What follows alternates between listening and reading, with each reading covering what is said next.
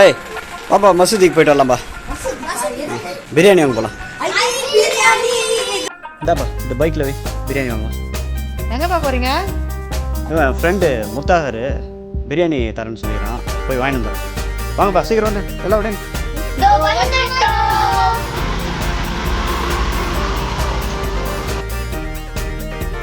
போன வருஷமே நான் போய் பிரியாணி கிடைக்கிறேன், இந்த வருஷம் நான் போயிருக்கேன்.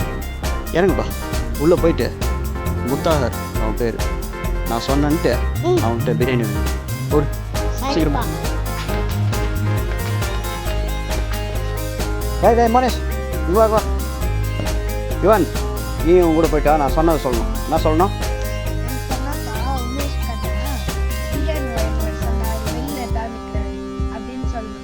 சரிப்பா.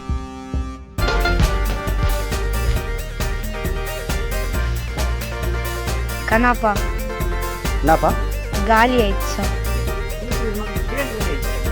பிரியாணி காலி ஆகலையா?